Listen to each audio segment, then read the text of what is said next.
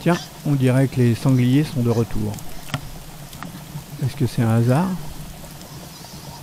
Ou est-ce juste parce que c'est la saison? À moins que... Bon, je vous propose de regarder la vidéo. Comme ça, vous saurez pourquoi c'est revenu. Mais avant toute chose, avant d'oublier, mettez-moi le petit j'aime, abonnez-vous et le petit clic sur la cloche pour être averti dès que je sors une nouvelle vidéo.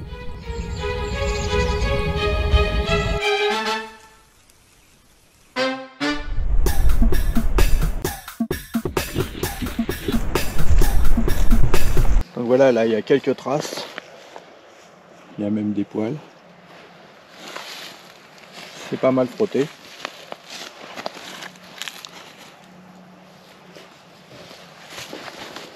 Sort de là. Là il y a un autre arbre.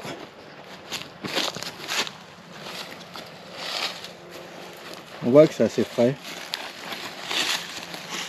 On voit des traces dedans. Et je vais remettre un peu de goudron. Alors là il est un peu dur, j'aurais peut-être dû chauffer. Non, ça va aller. En plein hiver, c'est un peu les galères. Alors ça va protéger l'arbre, hein, parce que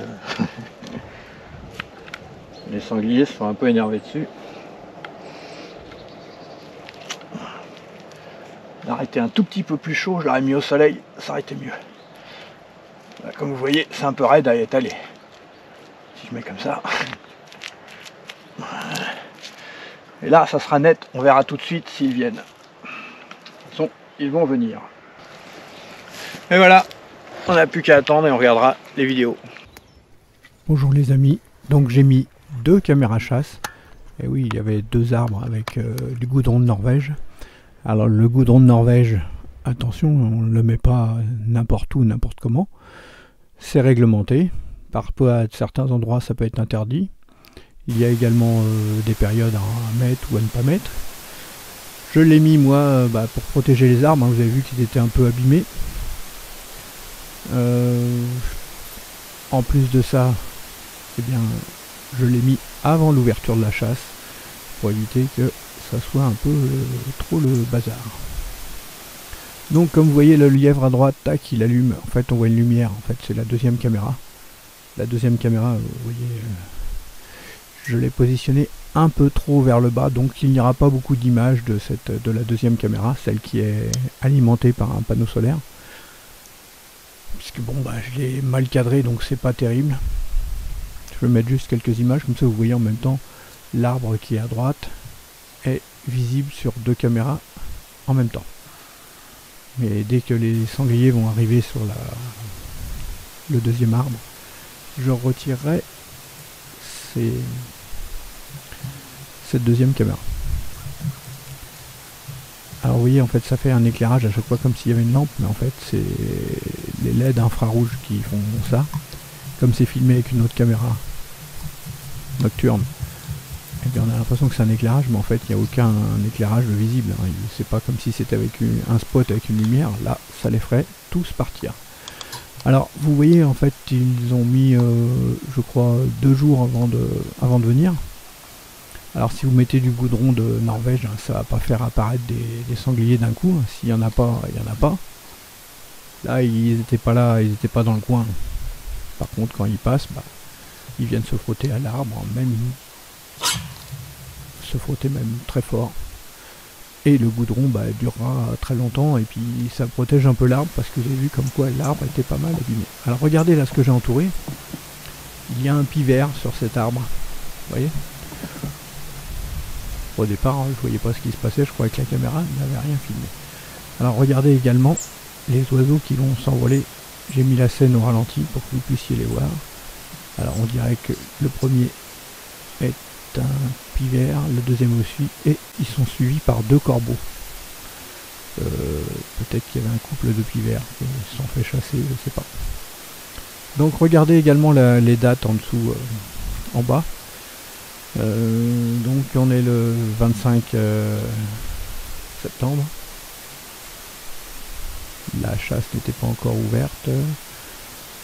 Mais par contre, ça allait être bientôt la chasse, donc autour ils vont se prendre des petits coups de fusil sûrement. Et ils vont venir regagner, venir jouer devant mes caméras chasse où ils seront un peu à l'abri jusqu'à ce qu'on ne puisse plus faire autrement que d'en prélever quelques-uns. Car je vous invite en même temps à voir ma vidéo sur les battues. Il y a différence entre battues et battues administratives en fait. Lorsqu'il y a trop de sangliers, si on ne fait rien, il y a une battue administrative qui est enclenchée. Et là, bah, on ne peut plus rien faire, tout va être tué. Alors que si on organise une battue, on peut sélectionner et prélever juste soit des jeunes, soit des vieux, soit comme on veut. Mais en tout cas, éviter de tuer les marcassins ou des mères qui ont déjà des petits. Mais je referai peut-être un reportage cette année si jamais on est obligé de faire une battue. Pour l'instant, ils sont tranquilles ici. Ils peuvent labourer les arbres, le terrain et s'éclater comme je le regardais derrière l'arbre de gauche, derrière le sanglier. Vous voyez, hop, il y a un sanglier qui sort du talus. Vous voyez ses yeux juste avant. On voit bien, alors dans la journée, on voit bien le passage. Hein, tous les ans, ce passage se reforme à cet endroit-là. C'est assez rigolo puisque au printemps, toutes les ronces repoussent. Le passage est complètement fermé. Et tous les ans, il se retrouve à nouveau ouvert. Vous voyez, l'année 2, ils étaient un peu en colère. Qui va utiliser qui aura le droit de se frotter à l'arbre ou non. Donc alors les caméras chasse, je les ai laissées pendant 2 semaines. Donc bah en 2 semaines, je crois que je vais faire une vidéo de pas loin de 20 minutes. C'est rare que je fasse une longue vidéo, mais j'ai vraiment eu du mal à trier les scènes. Il y avait tellement de scènes qui étaient jolies, plein de sangliers. Vous voyez que là le temps est pas spécialement terrible. Est-ce que c'est de la pluie? Est-ce que c'est des insectes? En fait non. C'était un sanglier qui était sûrement au pied de l'arbre où il y avait la caméra chasse. Donc en fait il y a plein d'insectes, regardez. Et voici, on voit son oreille juste en bas à gauche. Alors c'était un peu risqué quand même de frotter, de mettre ma caméra chasse à cette hauteur là. C'est un petit arbre sur lequel il se frotte pas, mais j'ai vu qu'il y avait des animaux qui se couchaient au pied de cet arbre là. Vous voyez le lièvre est toujours là, il se promène tranquillement, ainsi que les chevreuils. Et on est déjà le 27 septembre. Hop, voici un défend, vous voyez, il commence déjà à grandir les fans. D'ailleurs, il y aura prochainement une vidéo spéciale sur les fans, qui est assez longue à préparer, que je prépare depuis un moment. J'espère qu'elle vous plaira, vous allez être surpris. Mais bon, j'en dis pas plus. Alors donc c'était le 27 septembre. Je ne suis pas sûr, mais je pense que c'était juste après l'ouverture de la chasse. Donc là, on va pouvoir voir si les animaux sont toujours tranquilles ou s'ils sont absents une fois que la chasse est ouverte. En tout cas, là, voici en plein jour, vous voyez, il est 10h15. Il vient, il se frotte tranquillement. Il va certainement aller à l'autre arbre se frotter. Il hésite. On ne le saura pas. Et là, toujours en plein jour, 10h34, il y a la mer avec pas mal de marcassins. Regardez-les qui sortent du buisson, du fourré. Alors, je me suis déjà posté des fois la nuit pour essayer de voir avec mes caméras, mes jumelles vision nocturne, pour essayer de les voir à la tombée de la nuit qui sortent. Mais parfois ça sort pas, mais je les ai déjà entendus bouger dans le buisson alors que j'étais posté. Regardez là, il pleut, 19h15, on s'en fiche un peu de la pluie, ça les empêche pas de se frotter. Et il y en a toujours qui sortent du taillis, c'est quand même un gros goncier. C'est pour ça qu'ils se plaisent à cet endroit-là. Quand ils sortent, ils ont 2 arbres.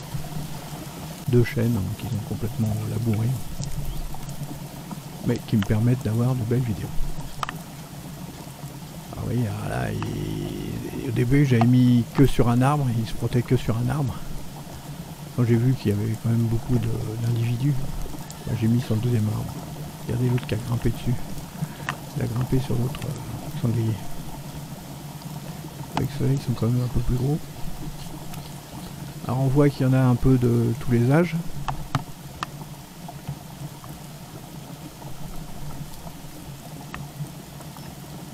Alors lui qui est au milieu, c'est un peu le chef.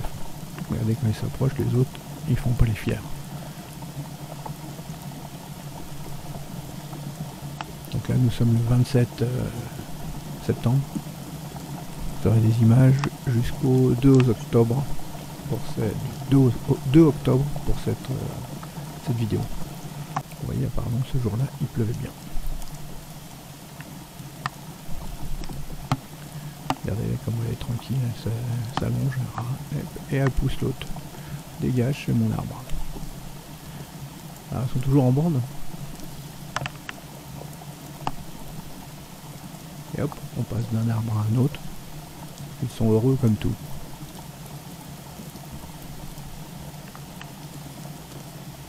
Et ça se frotte et ça se frotte. Hop, revoici notre compagnie. Et ils veulent tous se frotter sur le même arbre. C'est un peu compliqué pour eux. Hop, changement d'arbre. On hésite. Et on y retourne.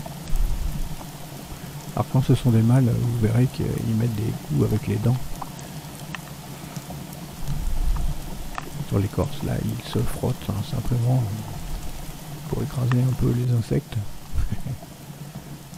Pour se gratter. Vous voyez que ça sort toujours du buisson. Parfois ça sort, parfois ça rentre dedans. Alors au pied des deux arbres, en fait, à force qu'ils tournent autour en se frottant, ça fait des petits cratères et quand il pleut, ça fait des flaques d'eau dedans. Et les animaux viennent également boire à cet endroit-là, puisque ça fait une réserve d'eau. C'est assez rigolo, hein. Donc en hiver, vous verrez des vidéos comme ça, où vous verrez pas mal d'animaux qui viennent boire à cet endroit. Des lièvres, renards, blaireaux, des oiseaux parfois aussi. Regardez sur l'arbre de droite, l'autre, comment il se roule.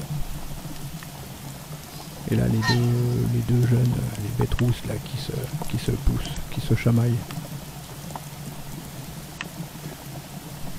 Oui, ils essayent de s'affirmer, de trouver celui qui va être le plus dominant.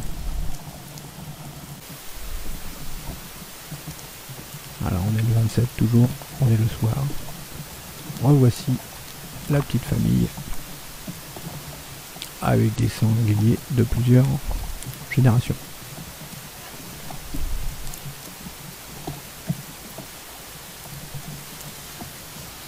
Ah oui, ça arrive, ça arrive, ça arrive. Alors je vais trier quand même, hein. Il y avait plein de vidéos avec plein de sangliers, c'était pas facile de choisir lesquels je mettrais ou non. Regardez celui-ci qui n'est pas très loin de la caméra, comme ça rend bien la nuit. Alors là les vidéos, celle-ci, toutes les vidéos où c'est créé tout en petit comme ça en bas, c'est enregistré avec la caméra Campark T180 et l'autre caméra qui avait au début qui était reliée avec un panneau solaire. Regardez là le renard. L'autre caméra était une Cool Life PH700A. Les deux caméras, en fait, je les ai testées déjà sur mon site, hein, si ça vous intéresse. Je mettrai les liens dans la description. Vous pouvez les retrouver également sur mon site internet, qui est en pleine création, mais il y a déjà pas mal de pages de vidéos chasse. De caméra chasse. Alors regardez là celui-ci comme il est un peu hérissé. C'est rigolo quand ils sont comme ça, je sais pas, soit ils jouent, ils se poussent, soit c'est parce qu'ils sont inquiets. En tout cas là, essayez de les compter, il y en a pas mal. 1, 2, 3, 4, 5, 6, 7, 8, 9, 10, 11, 12, 13 peut-être. Sachant qu'il y en a peut-être à droite, à gauche, derrière. Et dans le buisson en face. C'est difficile de les compter. Et là regardez. Ce fan, vous l'avez vu sur d'autres vidéos précédemment. Regardez sa patte arrière gauche, et il est blessé. Alors je sais pas, hein, il peut avoir eu plein de choses. Il peut avoir, ça peut être une voiture qui lui est rentrée dedans, il a pu s'accrocher quelque part. Bon, il n'y a pas de loup dans cette région. Je pense que maintenant il est trop gros pour que ce soit un renard qui ait essayé de l'attraper. Bon, c'est pas complètement affamé. En tout cas, depuis plusieurs semaines, je vois que sa blessure l'enfle de plus en plus. Il la pose plus, regardez, c'est pas terrible. Je sais pas si ça va bien se refermer ou si ça va nécroser complètement.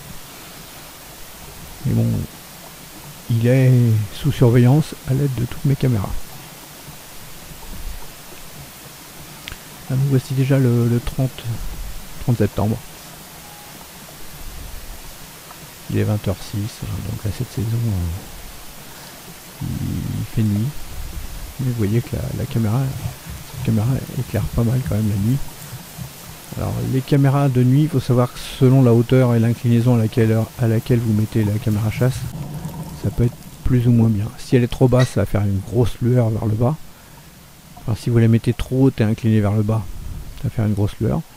Là en fait j'ai trouvé la bonne inclinaison. Vous voyez que ça, par rapport à ce que je filme, les animaux que je voulais filmer, ça rend pas mal.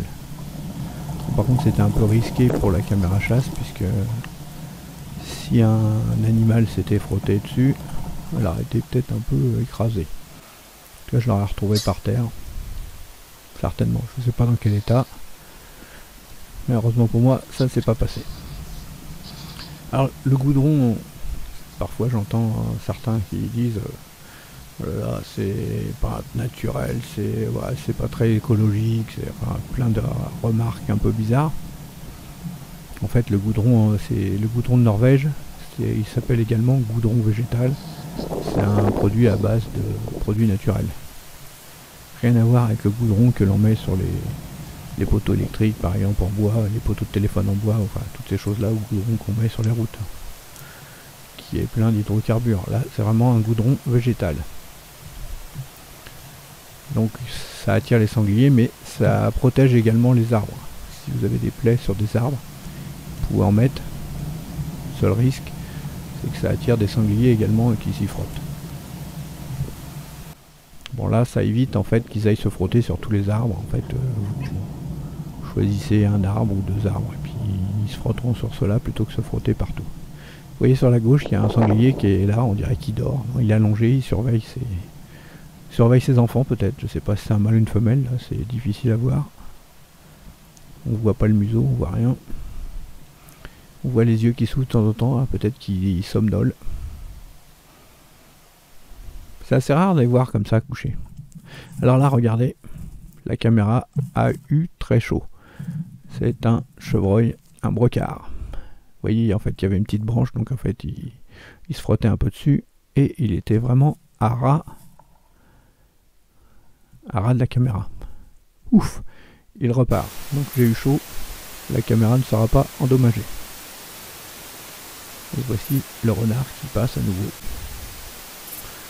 Nous revoilà avec le fan, regardez sa blessure. Son arrière-patte, la patte arrière gauche, c'est pas très joli. Je pense que c'est possible que ça se remette. Après ça va dépendre. Ça va dépendre s'il n'y a pas trop de bactéries, de microbes qui viennent se mettre dessus. Si ça nécrose pas, il devrait pouvoir s'en sortir. En tout cas pour l'instant, il n'est pas très en forme. Vous allez voir qu'il court pas très vite. Alors là, regardez bien une chose un peu étrange. Regardez en bas. Donc on est le 2 octobre. Il est minuit 15. Regardez, le fond est là. Et regardez dans quelques secondes ce qui va arriver. Pof, il est parti parce qu'il y a un sanglier qui était tout proche. Alors c'est vraiment, je crois que c'est la seule fois que j'ai réussi à filmer ça. En général, ils n'arrivent pas du tout en même temps. Mais bon, le fan est blessé. Il est moins rapide. Mais il s'est sauvé quand même discrètement. Il devait entendre le sanglier arriver. Donc voilà, cette vidéo s'achève. Elle est plus longue que d'habitude. J'espère que ça n'a pas été trop long. En tout cas, merci d'être resté jusqu'au bout. N'hésitez pas à mettre un commentaire. Ça me fait toujours plaisir. Et je vous dis à très bientôt pour la suite des vidéos avec des nouvelles du fan et plein d'autres surprises. À bientôt. Au revoir.